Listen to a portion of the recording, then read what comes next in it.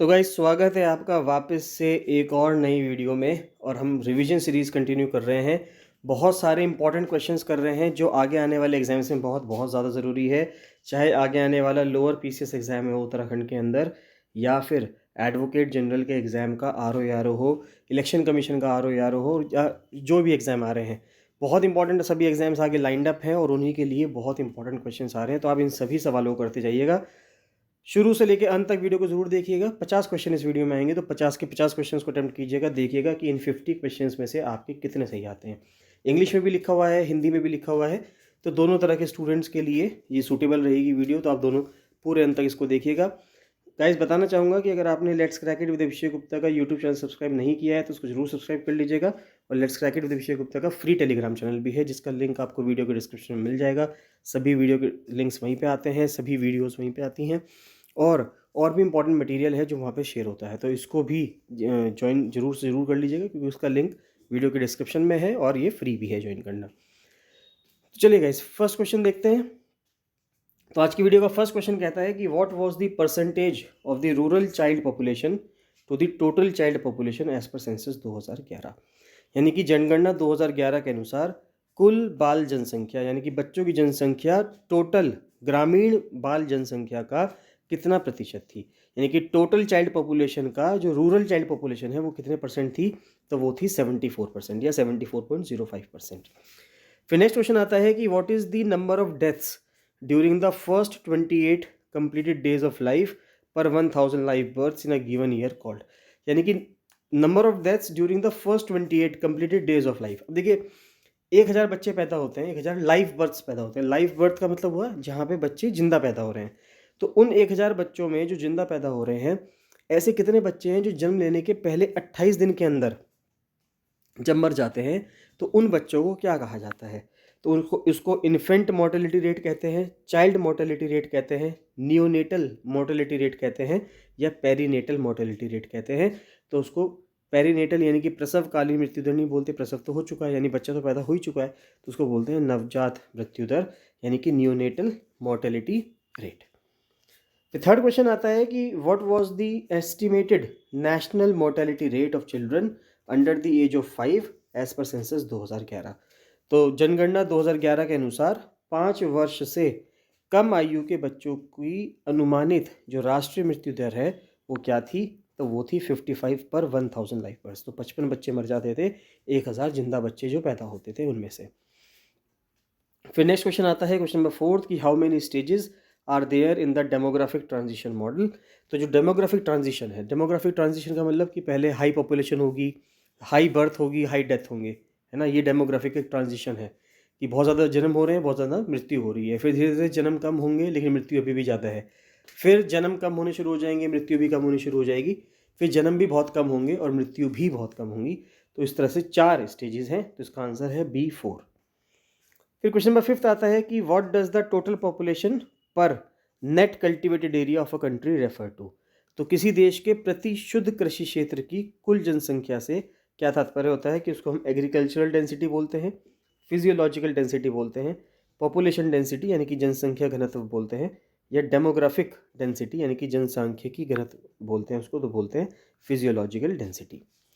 फिर next question आता है क्वेश्चन नंबर 6 कि how many were canvas during the population enumeration in the 2011 census of India. यानी कि भारत के 2011 की जनगणना में कितने लोगों का। अब देखिए ये कुछ क्वेश्चन में मिस्टेक है। 29 how many were canvas during the population enumeration. देखिए इस क्वेश्चन को स्किप कर दीजिए, अब ये क्वेश्चन मुझे इनकम्प्लीट लग रहा है। इस क्वेश्चन को मैं पूरा कंप्लीट एक बार देख लूँगा, उसके बाद वापस से नेक्स्ट वीडियो में इस क्वेश्चन को हम कंटिन्यू करेंगे। तो इस क्वेश्चन को आप स्किप कर सकते हैं। क्वेश्चन नंबर 7 देखते हैं। क्वेश्चन नंबर 7 कह रहा है कि which of the following is not a factor affecting population distribution. तो ऐसा इनमें से कौन सा एक ऐसा फैक्टर नहीं है जो पॉपुलेशन के डिस्ट्रीब्यूशन को अफेक्ट करता हो, जनसंख्या के वितरण को प्रभावित करता हो। ज्योग्राफिकल फैक्टर्स तो करते हैं, social factors, cultural factors, political factors. तो पॉलिटिकल फैक्टर्स यहाँ पे कहा जा रहा है कि पॉपुलेशन डिस्ट्रीब्यूशन को अफेक्ट करने वाला एक फैक्टर नहीं है, जबकि ये है अपने आप में पॉलिटिकल फैक्टर है। अगर किसी राज्य में, जैसे मणिपुर एक राज्य है अपने आप में, और वहाँ पर अगर पॉलिटिकल इंस्टेबिलिटी है, वहाँ पे दिक्कत आ रही है, तो वहाँ पे लोग वहाँ से माइग्रेट करने की कोशिश करेंगे। लेकिन 2011 की सेंसस के हिसाब से उसको काउंट नहीं किया गया था। फिर क्वेश्चन नंबर 8 आता है कि which state received the largest number of immigrants as per the 2001 census. तो 2001 सेंसस के हिसाब से सबसे ज़्यादा नंबर ऑफ इमिग्रेंट्स किस राज्य में आए थे? तो महाराष्ट्र में आए थे। फिर क्वेश्चन नंबर 9 आता है कि 75th नेशनल सैंपल सर्वे की रिपोर्ट के हिसाब से किस स्टेट में lowest number of literate females हैं? तो वो राजस्थान है। फिर क्या डिफरेंस है मेल और फीमेल लिटरेसी रेट्स में भारत में एज पर दी 2011 सेंसस? तो ये है 16.68%। तो 16.68% है मेल्स में और फीमेल्स के लिटरेसी रेट के रेशो में। फिर क्वेश्चन में 11th आता है कि what percentage of persons below the poverty line were estimated in rural areas of India in 2011-12। तो 2011-12 में भारत के ग्रामीण क्षेत्रों में गरीबी रेखा से नीचे कितने प्रतिशत लोग जो थे वो अनुमानित थे? ये क्वेश्चन पूछा गया है। तो इसका आंसर है 25.7%। तो ग्रामीण एरियाज़ में रूरल एरियाज़ में 25.7% लोगों को माना गया है कि वो गरीबी रेखा से नीचे रह रहे थे। फिर क्वेश्चन नंबर 12 आता है। क्वेश्चन नंबर 12 कहता है कि what percentage of households in India had a source of light through electricity as per census 2011। देखिए इंपॉर्टेंट क्वेश्चन है कि कितने प्रतिशत घरों में बिजली थी और उस बिजली के माध्यम से प्रकाश था। यानी कि प्रकाश तो हो सकता है, मान लेते हैं किसी ने अपने यहाँ पे टेबल लैंप जला रखा है, वो टेबल लैंप कैसा केरोसिन ऑयल से जलने वाला जो पहले लैंप हुआ करता था वो था, या कैंडल से आप कर रहे हैं, तो प्रकाश तो हो सकता है किसी घर में, लेकिन वो प्रकाश किस माध्यम से है? क्या बिजली के माध्यम से है, इलेक्ट्रिसिटी के माध्यम से है? तो ऐसे कितने प्रतिशत घर थे घर भारत में 2011 सेंसस के हिसाब से जहाँ पर बिजली से लाइट आती हो, उनके घर में जो सोर्स ऑफ लाइट है वो इलेक्ट्रिसिटी हो, वो है 67.2%। फिर क्वेश्चन नंबर 13 है कि 2001 और 2011 सेंसस में हिमाचल प्रदेश की क्या रैंक थी लिटरेसी रेट में? तो वो 11वीं रही है। तो 2001 सेंसस के हिसाब से भी और 2011 सेंसस के हिसाब से भी हिमाचल प्रदेश की 11वीं रैंक है। फिर क्वेश्चन नंबर 14 आता है कि what percentage of Bihar population was below the poverty line in 2011-12? तो 33.74%। तो 33% या करीब करीब 34% जनसंख्या ऐसी थी 2011-12 के सेंसस के हिसाब से कि बिहार की जनसंख्या पॉवर्टी लाइन से नीचे थी। फिर क्वेश्चन नंबर 15 आता है कि what percentage of Assam population was below the poverty line? तो ये थी 31.98%। और 2011 सेंसस के हिसाब से 16th क्वेश्चन कहता है कि what percentage of the population speaks Bengali? तो 2011 सेंसस के हिसाब से कितनी जनसंख्या ऐसी है जो बंगाली बोलने वाली है भारत में? 8% के आसपास। फिर क्वेश्चन 17 आता है कि which language is the most spoken in India? तो हिंदी होगी वो, तो है ना, हिंदी है। फिर क्वेश्चन नंबर 18 आता है कि during British rule what percentage of India's population lived in villages? यानी कि जिस टाइम ब्रिटिश का शासन चल रहा था भारत में, उस टाइम पे कितने प्रतिशत भारत की जनसंख्या जो है वो गाँवों में रहती थी, गाँवों में निवास करती थी? तो 85%, 85% पॉपुलेशन गाँव में रहती थी। फिर क्वेश्चन नंबर 19 आता है कि which state has the largest concentration of Buddhism in India as per the 2011 census? तो बुद्धिज़्म धर्म के जो अनुयायी हैं, जो फॉलोअर्स हैं, वो सबसे ज़्यादा किस राज्य में रह रहे हैं 2011 सेंसस के हिसाब से? तो वो रह रहे हैं महाराष्ट्र राज्य में। महाराष्ट्र में एक्चुअली क्या हुआ कि अगर आप देखेंगे तो महाराष्ट्र में ये सब ज़्यादातर लोग कन्वर्टेड बुद्धिस्ट थे। जब डॉक्टर बी आर अम्बेडकर ने बुद्धिज़्म धर्म अपनाया नागपुर में दीक्षा भूमि में, तो वहाँ पर उस टाइम पे बहुत सारे लोगों ने अपने आप को बौद्ध धर्म में कन्वर्ट कर लिया। तो इसलिए बहुत बड़ी पॉपुलेशन जो है बुद्धिज़्म धर्म के लोगों की, वो आपको कहाँ मिलेगी? महाराष्ट्र में मिलेगी। फिर क्वेश्चन नंबर 20 आता है कि in which state is the largest Christian population found in India? तो किस राज्य में हमको ईसाई जनसंख्या देखने के लिए मिलेगी? तो आपको मिलेगी केरला में। फिर क्वेश्चन नंबर 21 आता है कि how many million plus cities? 1 million का मतलब होता है 10 लाख लोग, है ना, ये 10 लाख। तो अब वो लोग हैं, रुपए हैं, जो भी हैं, तो मिलियन प्लस सिटीज़, यहाँ पे लोगों से ही बात की जा रही है कि 2011 सेंसस के हिसाब से भारत में 10 लाख से ज़्यादा आबादी वाले कितने शहर थे? तो 53 शहर थे। फिर क्वेश्चन नंबर 22 आता है कि which state has the largest scheduled caste population in India as per the census 2011? तो कौन सा राज्य ऐसा है जहाँ पर सबसे अधिक एससी आबादी रहती है? तो वो है पंजाब। तो पंजाब में सबसे अधिक एससी पॉपुलेशन रहती है, यूपी नहीं है, पंजाब है। क्वेश्चन नंबर 23 कहता है कि what is the diagram called that represents the breakdown of population by gender and age at a given point of time.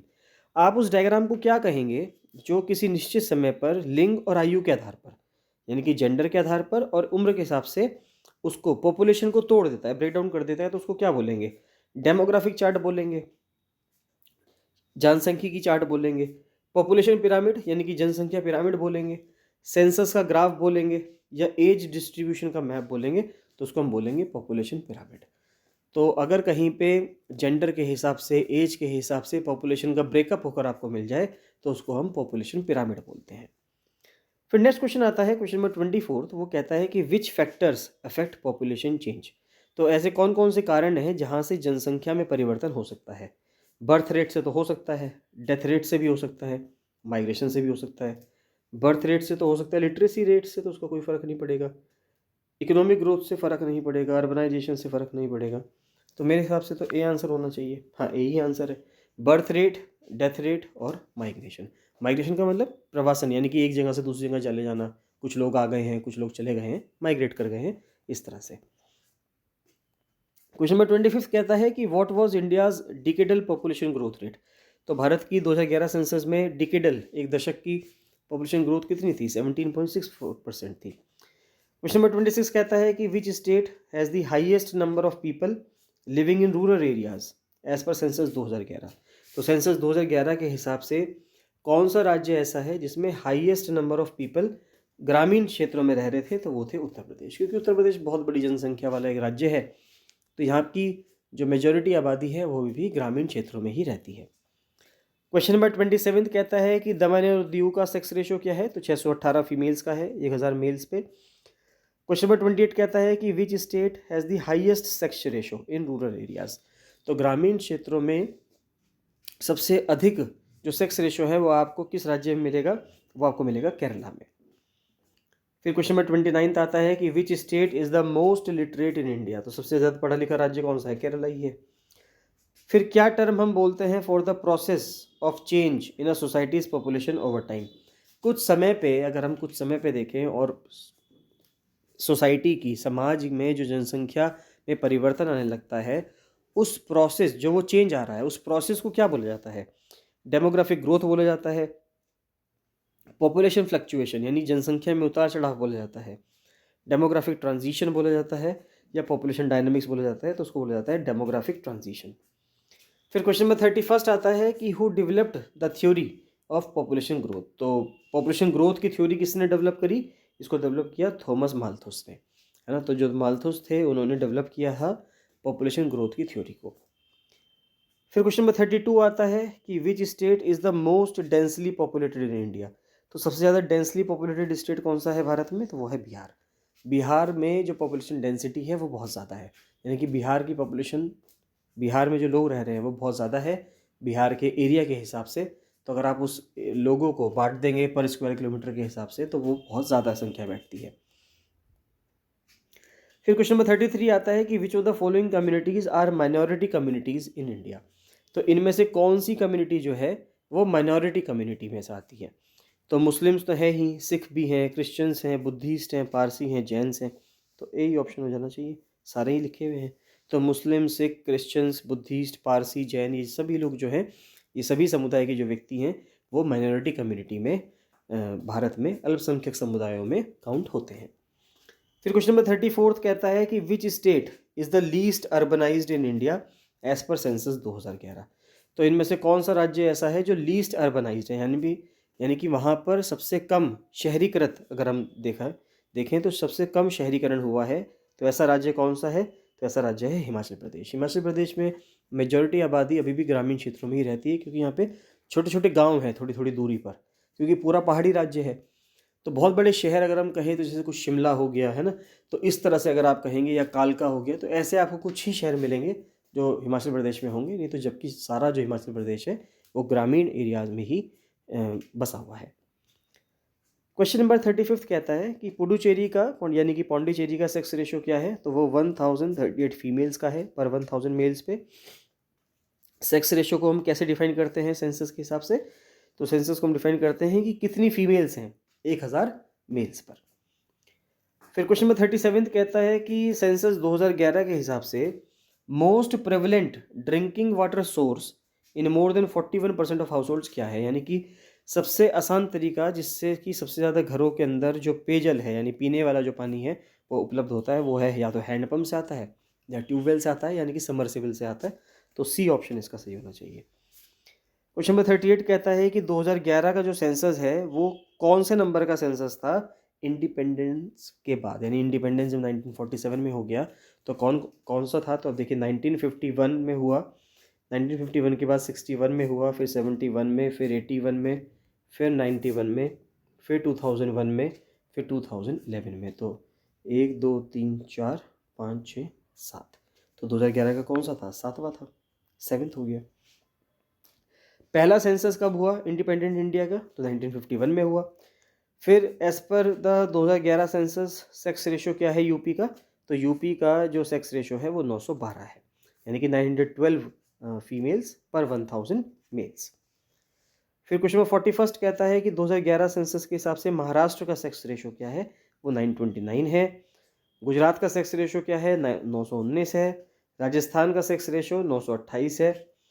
फिर क्वेश्चन नंबर 44 कहता है कि एक ऑफिशियल एनुमरेशन है पॉपुलेशन का जो हम पीरियोडिकली करते हैं, उसको क्या बोलते हैं, यानी कि an official enumeration of population done periodically, समय समय पर की जाने वाली जनसंख्या की आधिकारिक गणना को क्या कहते हैं, जनगणना कहते हैं, सेंसस कहते हैं।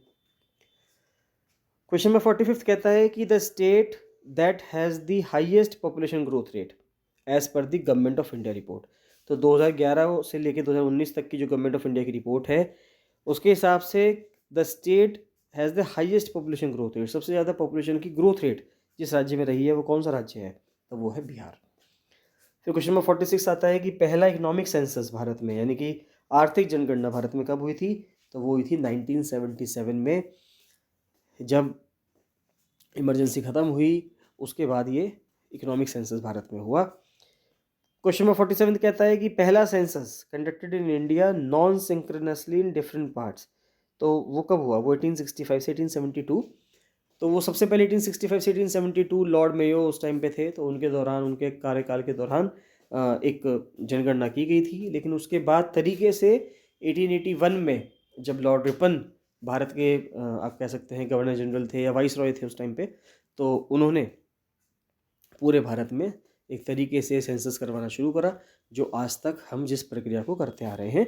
वो अलग बात है कि 2021 में जो जनगणना होनी थी भारत की वो भी किसी कारणवश रुकी हुई है।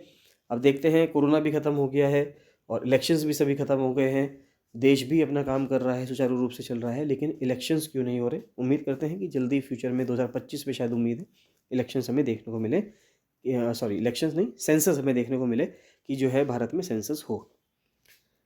फिर 48 क्वेश्चन कहता है कि नेशनल पॉपुलेशन कमीशन को इस्टेब्लिश किया गया था भारत में, किस साल किया गया था, तो 11 मई 2000 को नेशनल पॉपुलेशन कमीशन को इस्टेब्लिश किया गया था। उस टाइम पे नेशनल एक पॉपुलेशन पॉलिसी भी आई थी सन 2000 में।